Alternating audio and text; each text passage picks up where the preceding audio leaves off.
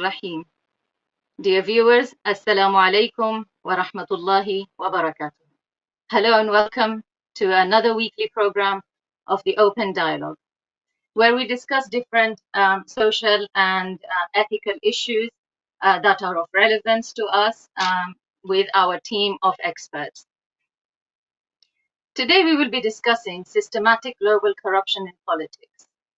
And joining us for today's discussion, we have Mr. Michael Springman, who is a former US diplomat, an attorney, an author, and a political commentator. We are also joined by Mr. Barry Grossman, who is a political analyst and an international lawyer specializing in public international law. And as usual, we are also joined by Hujjatul Islam and Muslimin, Syed Mohammad Razavi, who is the head of the Religious Advisory Board at the Shia Islamic Education Society in London, with 40 years of experience working with a team of specialists, dealing with clients from all over the world in resolving their social and domestic issues. Welcome to the program, gentlemen. Thank you. Well, thank you for having us. Thank you for hosting. Right, so before I think we start the discussion, Mr. Michael Springman, I know you have authored some books. If you could please go through those with the audience and tell us what are those books and what are they about. I think we should start with that first. Sure, thank you very much. My first book was Visas for Al-Qaeda, CIA Handouts That Rocked the World. It's essentially the story of my being in the State Department's Foreign Service as a diplomat and how I learned to my dismay that the United States had been recruiting and training and using terrorists to overthrow governments, destabilize governments around the world that it did not like. I mention in the book, for example, chapters on Yugoslavia, Iraq, Libya, and Syria. And of course, since this came out about 2015, I think we can add the Ukraine and the attempts to destabilize the Russian Federation. I go into some detail, naming names and providing background and context to all of this. In my second book, Goodbye Europe, Hello Chaos, Merkel's Migrant Bomb, I discuss and analyze a book that was put out by a well-connected establishment figure on how essentially you can destroy a country by forcing its inhabitants to leave and migrate to another country. And what happens when this occurs? You essentially get rid of the doctors, lawyers, and Indian chiefs in a given country such as Syria, drive them out by destroying the economy, by blowing up the infrastructure, by turning terrorists loose in the country, and carefully guide them with the help of moneyed people like George Soros, big American corporations, and of course the intelligence services, I think with the help of Israel, into Europe, where you wind up with tension between the migrants and the groups of people in the host country. At the same time, you have clashes between people who welcome the migrants and clashes between those who would think that this is their country and they have a say and who gets in and who doesn't get in. The book is denounced as racist, except that it analyzes the plans on how this was done and how it was brought about, and showing in detail which of the European politicians and think tanks participated in essentially creating constant uproar in Europe with an indigestible lump of people who have no ties, political, ethnic, religious, or any kind of other background to the people in Europe. There's no European pool of Dari speakers. There's no European pool of Arabic speakers. And the whole of Europe, as I pointed out in the book, is obsessed with accommodating these people and at the same time ignoring the American wars in the Middle East that have destroyed Libya, Syria, and Iraq, and they're doing their best to destroy Iran. So I think these are good books, well-researched books, and they're available from Amazon either as a print edition or as an ebook of one kind or another. I think you can read online with actually purchasing the ebook. Additionally, of course, the books are translated. The first book was translated into German, and the second book was translated into Spanish and into German.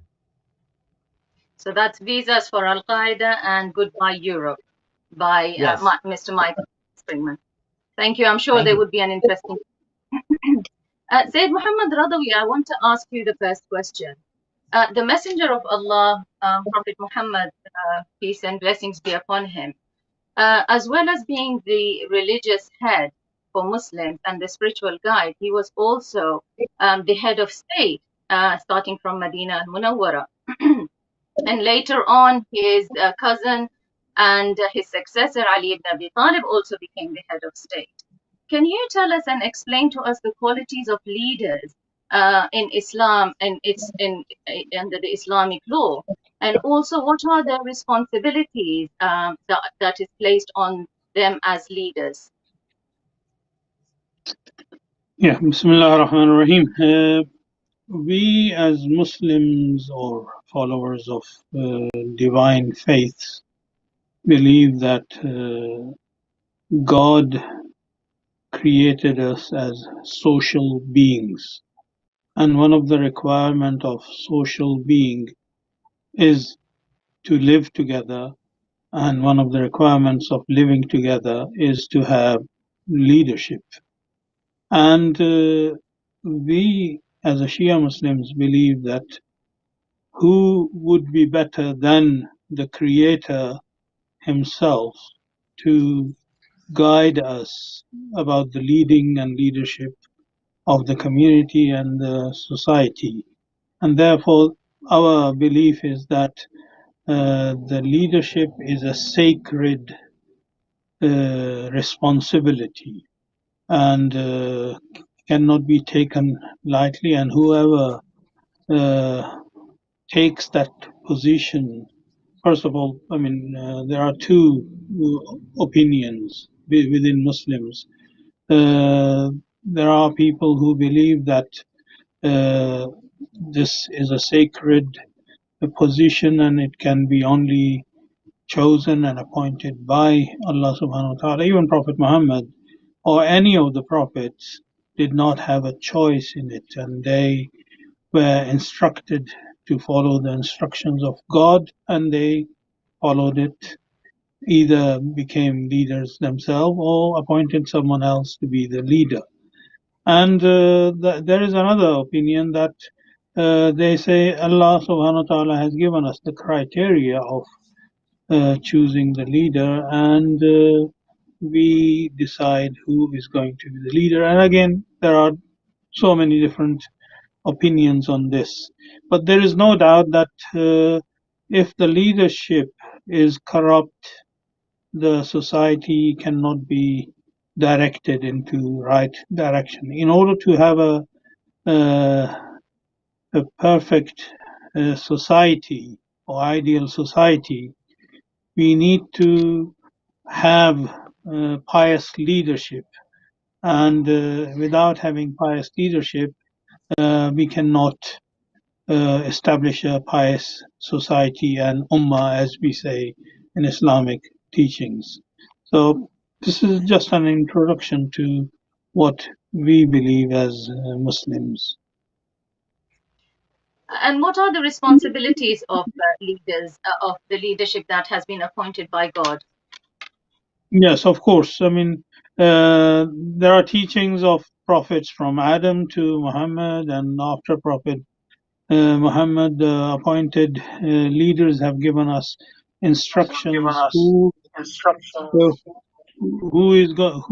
supposed to be the leader, who is supposed to take the responsibility, and what are the responsibilities of the leader. One of the most important point that is taught by prophets and practiced by prophets of God and the holy Imams according to us, is that the leader should be equal to his life standard of life should be equal to the people of the society, not above them. If he wants to understand the problems and difficulties of the problems or difficulties of the society, he needs to live with downtrodden people and understand their pain and difficulties and problems. And if a leader is living a lavish lifestyle and does not understand the pains and difficulties and hardships of people, he cannot be a sincere leader for the community. So this is one of the most important point, that he should not be above. He should actually consider himself as the servant of people, not the leader. Leader is practically a servant of the people. Thank you.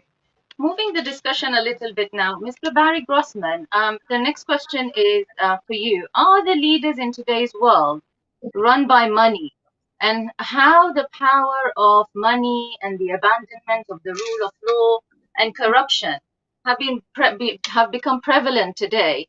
And especially if we can connect that to the advancement of the world corporate hegemony. Thank you very much. Indeed, I think it's pretty obvious to most people, no matter what level of experience or education they have, that and no matter where they happen to be, that the system they've long taken for granted simply doesn't work anymore. And it certainly doesn't work anymore the moment anyone starts to take exception to perceived wrongdoing and to assert what they have long believed are their rights, their entitlements. And I think it's no coincidence that what we've seen in recent decades, certainly since my time as um, is an abandonment even of the pretense of embracing something that we used to call the rule of law in favor of rule by policy, or some people would say rule by law. That's still somewhat optimistic. I prefer to see it as rule by policy.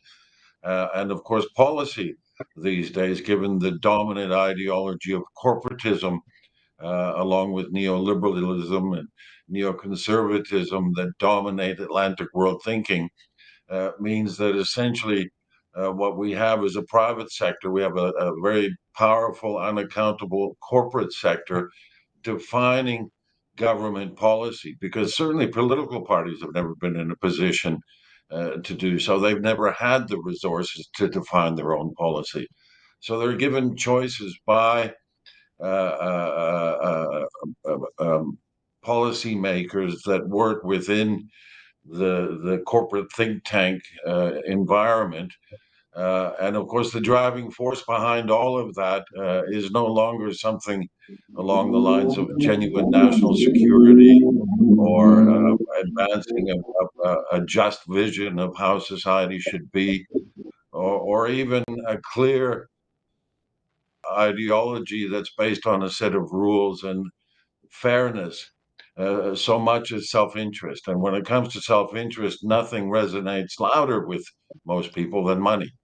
And what we see around the world, pretty much without exception, although there are, is that politics has become all about the power of money, and the people who play this game are entirely unaccountable now. And in fact, it's interesting to compare the brief sort of sketch of how in Islam we see leadership with how in those sort of Western system of Atlantic world governance leadership is treated. I would say that with leadership, with proper leadership, there comes accountability. But in fact, what we have now around the world is leadership without accountability. Increasingly, we're seeing immunities granted, snuck in by legislatures through the back door and omnibus legislation that make it all but impossible for individuals to even establish standing before the courts to hold politicians and civil servants accountable, let alone to win cases or make out a cause of action against them for when they violate their sacred duty to the public. Um, uh, and we see that over and over again in all manner of areas. I can say from bitter experience in handling a number of cases for many people from all walks of life around the world that legal systems have all but ceased to function. They've become like casinos. The price of admission to the table, if you like, is the price of an upper middle class home. And the outcome is anyone's guess, but it certainly will have almost nothing to do with facts. People are not even allowed to have their say, to speak to a court, to let it be known what it is that concerns them. They're kept in little boxes and controlled by a set of rules that they don't understand, that seem to be administered in a way that is unfair, very often by politically appointed judges. Um, um, um, and they don't understand the system. And the outcome is in no way a reflection of what people have throughout their adult lives come to expect would be the case if they ever found themselves in that situation. And more generally across the board, when we start getting into sort of international public law, we see the same kind of corruption and certainly no shortage of hypocrisy in the way governments are treated. And all of this comes back really to a few core premises, I would say, namely that by moving away from something that at least we pretended to embrace, that we call the rule of law, which posited that all people are equal before the law, we now have a system of rule by policy where a person's standing before the law is a function of their status, their perceived status. And we see that also in the law of nations, that different nations are in a position to act differently, very often with very dire consequences for other people for very real lives, depending on the status that they have within the status quo of global politics. So we see the Americans, for example, who are not at all shy about holding other nations accountable unilaterally without even an effort to make a case, themselves take the position that they're too exceptional to be bound by international law. We see the treatment of peoples like Palestinians being horribly unfair, while on the other side of the coin, we see the treatment of people like those in the Ukraine, who in their own way are being victimized, I might add, by Atlantic world nations, being put up on a pedestal. In fact, just today I was reading a piece by a public official saying that people didn't need to be shy about preferring migrants from the Ukraine because they're white and they're Christian. And if we compare that to other conflict zones, conflicts, I might add, that were created by, if we compare the way these refugees from the Ukraine are being treated with the way other migrants are being treated, the hypocrisy stands out for all to see. And of course, I could go on at great length, but I don't want to hold up the discussion, the conversation. So I think I'll leave it at that for now. Thank you for that. I want to bring Mr. Michael Springman now in the discussion. During the coronavirus pandemic, we saw increasing restrictions on individual freedom, and the media played a vital role in controlling the citizens' thought process. I would like you to elaborate on both of these points, please. Well, sure. You want me to talk about the virus and the control that the virus facilitated, I think is your question, correct? Yes. Well, the virus, to the best of my knowledge, information, and belief, came out of American biowarfare labs in the United States and in the Ukraine and in other countries around the world. They were fed American government money through the agency of Anthony Fauci, who has been a career government official for most of his life and who has since disappeared from the scene. I think it's getting too hot for him. What he did was fund the research and development and what they call as gain of threat is a better description rather than gain of function for various viruses. And this was set loose in Wuhan, China, most likely as a result of international military games. And they were aimed, from what I can see, and Professor, oh, can't think of his name now, a professor of the University of Illinois who wrote the American Biowarfare Act. It was aimed at Russia, and I'm sorry, not at Russia, at China and at Iran, enemies of the United States and Israel. This was echoed in a conversation I had with a retired European diplomat, and he said, yes, definitely, this was the goal of American policy. You can read about it in fantastic detail in Robert F. Kennedy Jr.'s book, Real Anthony Fauci, where he goes into great detail on the origins of this and how it was that the U.S. got involved, what they were doing, who did it, and so forth. It's fantastic reading. It's excellently written. Another book that's tougher to read, but is spot on, is a book called Is COVID-19 a Bioweapon? By a guy named Richard Fleming, who is a PhD in biology. He's an attorney, and he has another degree which slips my poor mind at the moment. But he nails it down to, yes, this was a bioweapon and it was deliberately let loose. I'm currently going through a book called Baseless, written by a fellow named Nicholson. And in this book, he goes into great detail about his efforts to find out about past American biowarfare efforts going back to the Korean War and how they would put feathers that impregnated with various rusts for yeast, not for yeast, for wheat, and fleas for plague and things like this in bombs.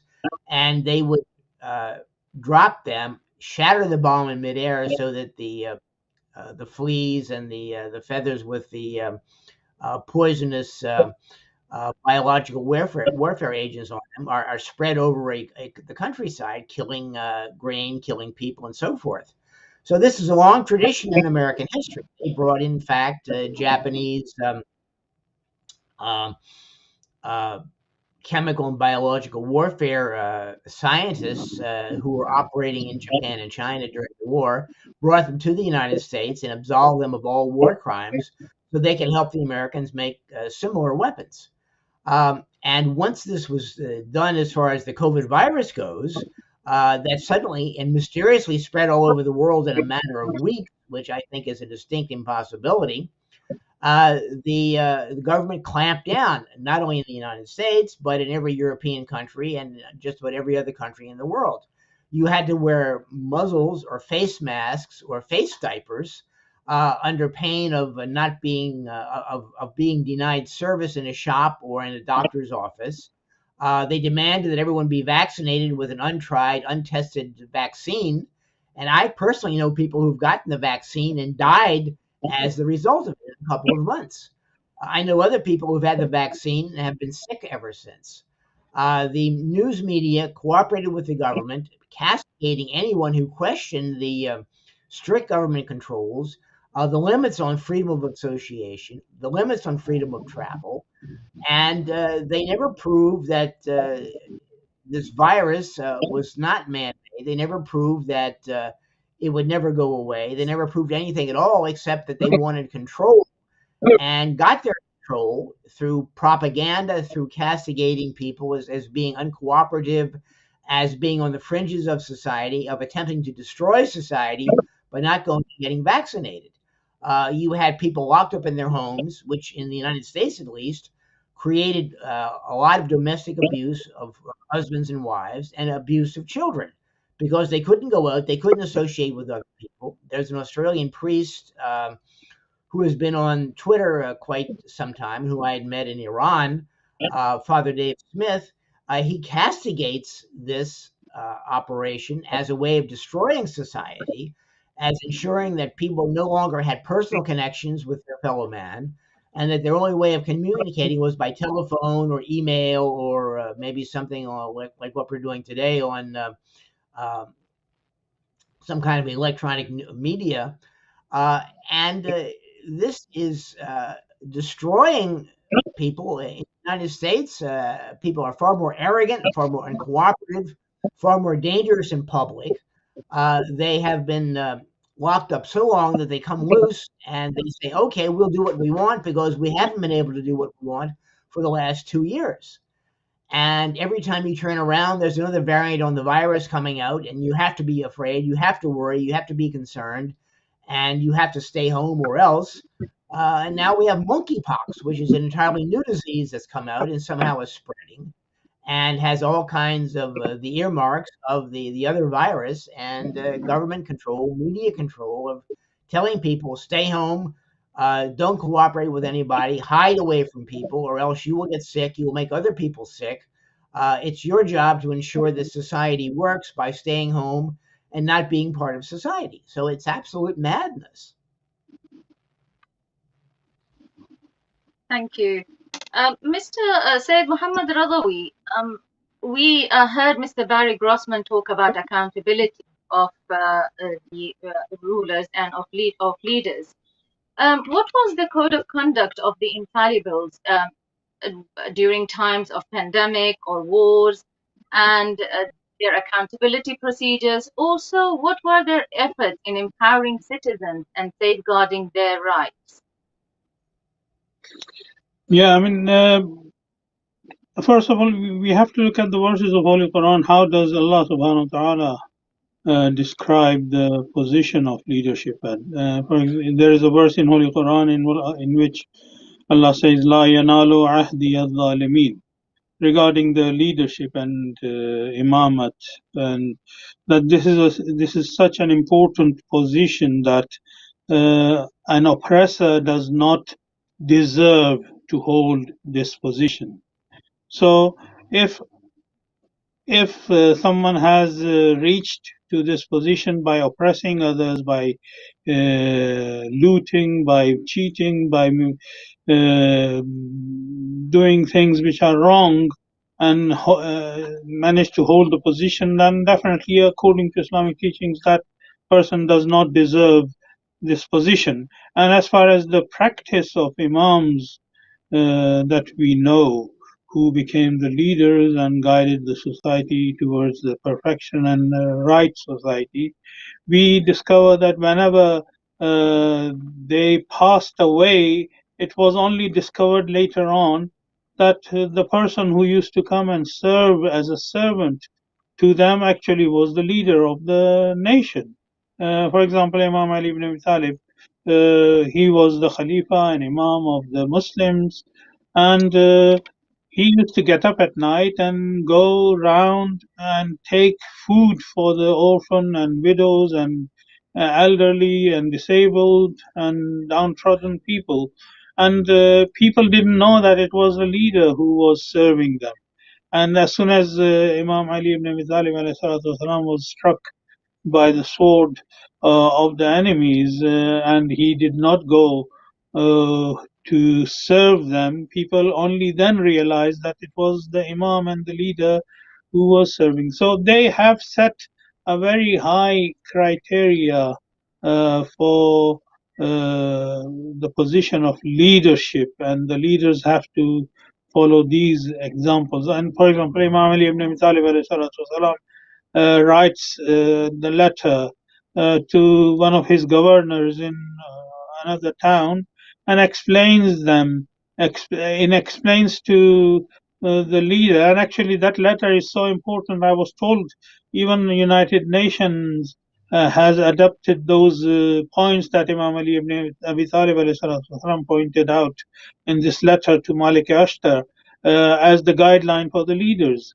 So if the leaders followed those guidelines and examples, certainly we would have perfect society. But unfortunately, before we blame non-Muslims, our Muslim world is full of corrupt leaders who claim to be Muslim, but they are the most corrupt members of the humanity who are leading the Muslim Ummah in Muslim countries, unfortunately. Mr. Barry Grossman, I know you alluded to this in your first answer, but if you can explain how developments in recent years have hindered the fight against corruption. Yeah, well, if I may try and sort of wrap up what I want to say about that by also incorporating some comments on what has just been said by Mr. Springman and by our learned colleague. I'll say this. Um, we've heard an awful lot in recent years about the promotion of Atlantic world, often called U.S. hegemony. And of course, all of this corruption, this tearing down of traditional values and social justice and everything else does serve a purpose, namely to promote Atlantic world hegemony in the form of basically clearing the way for the Atlantic world corporate sector, dominated by US interests, to spread its wings and essentially control markets all around the world, while at the same time buying up natural resources at very low prices.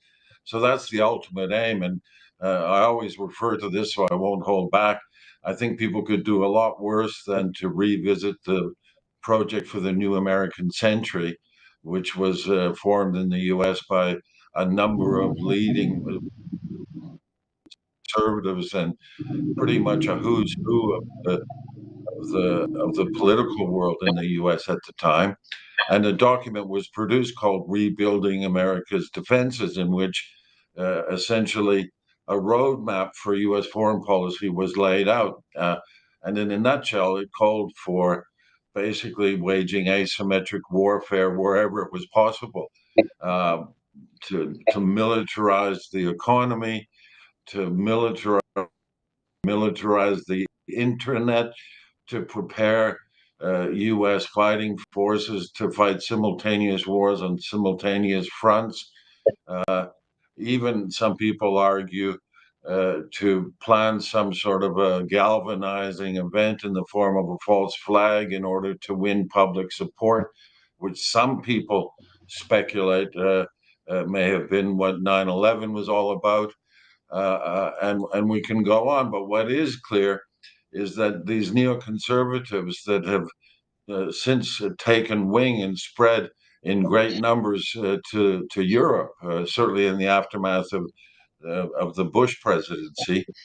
Um, they see the United States as having missed a great opportunity with the fall of the Soviet Union, a great opportunity as what they considered to be the world's only superpower to advance this U.S. hegemony, which is a fancy term for essentially saying advancing U.S. corporate interests globally at the expense of uh, people in regional countries and traditional values. So when we see all these things playing out and we see the breaking down of traditional values, we see infighting within the Islamic Ummah, we see corruption and everything else. It's very important to keep in mind what this blueprint for U.S. foreign policy has now quite long called for, which is essentially to wreak havoc across the globe, to cause trouble, to wage war, to militarize everything in order to break down any resistance to absolute US led Atlantic world authority. And of course, that's not going to float. We've already had 600 years of that. It hasn't led to anything productive. And it's not going to work again now. But that's the direction things are moving in. These things are not happening without a purpose. And it also doesn't really require some kind of conspiracy of 300 men meeting in secret rooms through secret organizations. The moment you embrace an ideology that's built on foundations of unbridled capitalism and corporatism and self-interest and everything else, uh, capital itself will conspire to do these things without the owners of that capital necessarily having to be part of some kind of a secret conspiracy. So responsibility rests with us as people who at least endeavor to be better people, to live according to the principles of faith that we profess to embrace, in order to stand up and oppose and resist these moves, because it's not going to end well. If things keep moving in the direction that we're moving, we will see, if not in our lifetime, certainly very soon after, that people around the globe, including in the United States and the Atlantic world, where people are being no less targeted by the corporate sector than people in developing nations, we'll see people having a little more status than the serfs of days gone by. And then beside them, another class of people that have some status, and depending on the status they have, of course, the ability to be heard and perhaps get things done. But ordinary people will have exactly zero say, and they'll have zero say in their own lives and zero say in the way we're governed. And this is not acceptable. And we don't want this wings. And I think it's high time, we, we, we heard earlier in the program what good governance is all about, including the need for piety and the need to embrace social justice agenda. I've long maintained that a core component of good governance is being a good neighbor. And being a good neighbor means respecting the boundaries and not throwing rocks over the fence and not moving into your neighbor's house and kicking them out. And in effect, we're seeing that play out on many different levels, and we long have seen that played out, whether it's in the form of colonialism, whether it's in the form of Zionism taking over the ancestral lands of Palestinians, or whether it's in the form of Atlantic world hegemony moving into developing nations using corruption in order to basically get a foothold with great promises, only then to set up barriers to entry and control the playing field. And it's a very skewed playing field at that. Uh, we need to get back to opposing these things. We have all sorts of wonderful pronouncements from the United Nations, but unfortunately, nothing that the United Nations says or does matters as long as we have the Security Council running the show. And I think it's most unfortunate that the General Assembly has never really made a point of using the residual power it has to seize itself of particular issues, to the exclusion of the Security Council, when the Security Council is failing to do its job as defined by the Charter, the UN Charter, to resolve an issue which is throwing an entire region into a state of insecurity. Instead, we see the General Assembly being a sort of holiday camp for rich people as well, for the kids of rich people. And it's most unfortunate. There is a lot that could be done at the UN, but the UN, like so many other international organizations, is dominated by money and by status that devolves from the US dominated system, and is very well versed in ignoring the position taken by the majority of people living on this planet. And these things have to change. Uh, this isn't all happening by accident. We're now in the middle of something they're calling the Great Reset. As we speak, there's a bunch of billionaires meeting again in Switzerland, planning our futures. They've already made their decisions.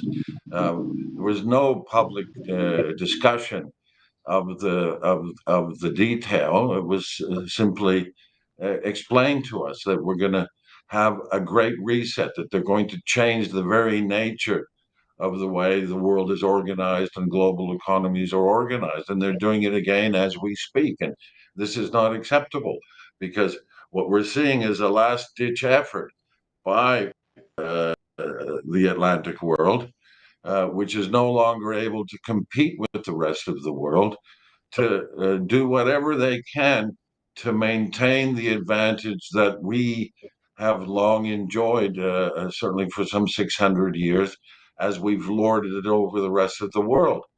Uh, and it's time for a change. There are other great nations on earth, whether we want to talk about Iran or Nigeria here in Indonesia.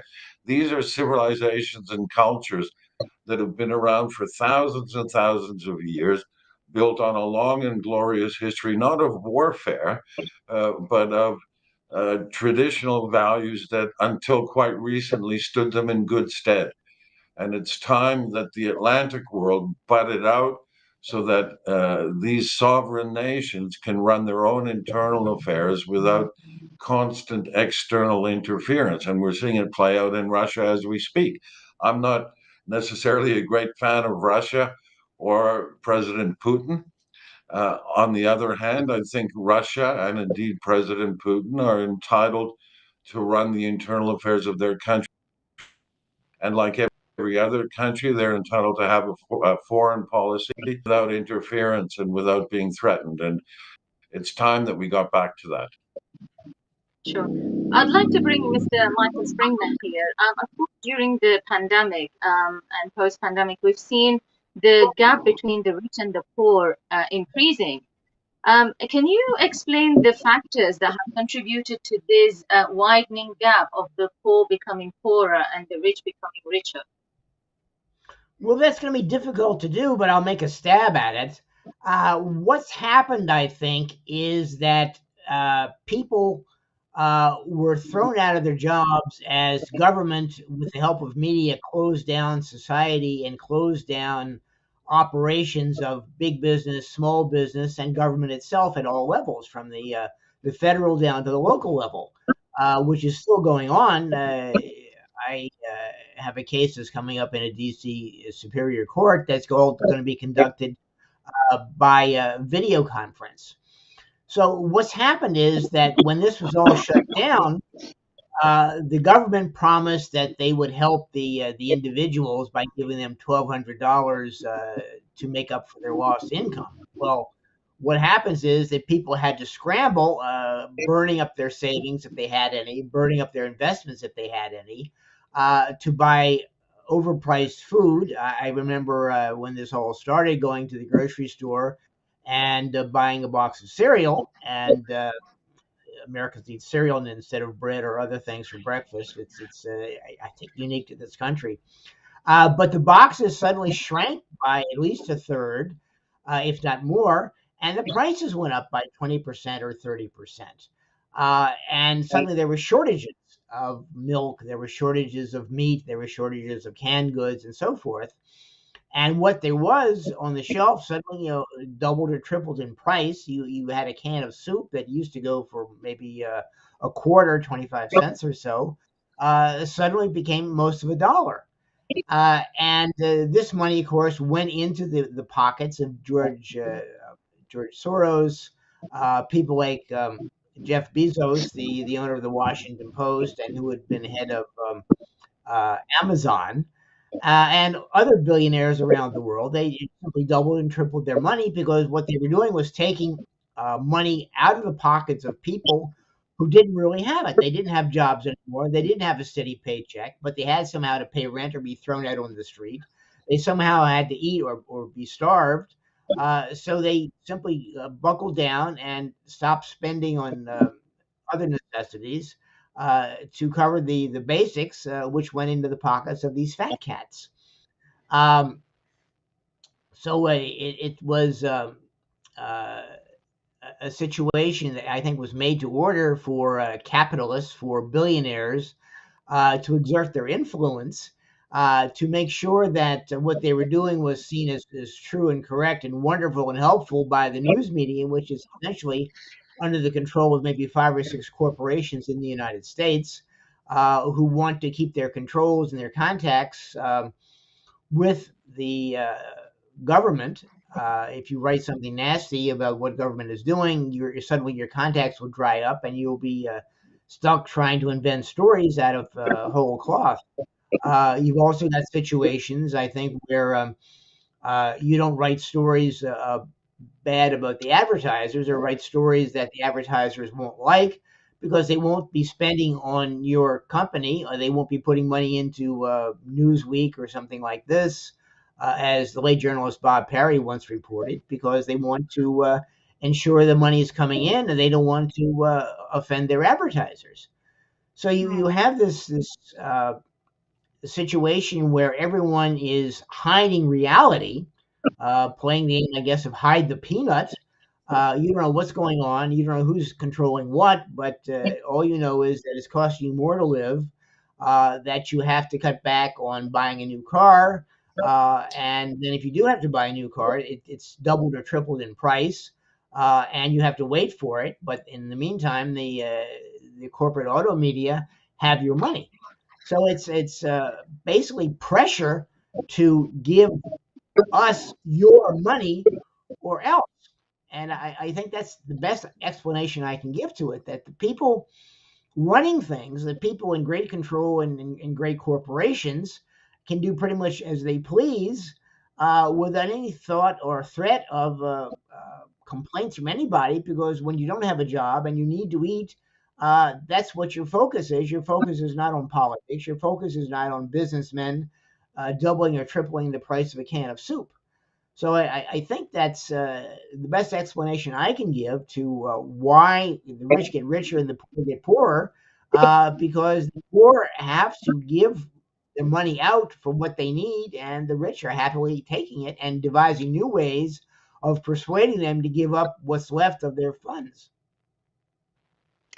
Thank you for that. I'm afraid we only have a few minutes left. Said Mohammad Razavi, if you can please explain and comment on the loss of trust of the public, loss of trust in the politicians, in the leaders, loss of respect, and the collusion between government and private business. If you can comment, make a final comment on that, please.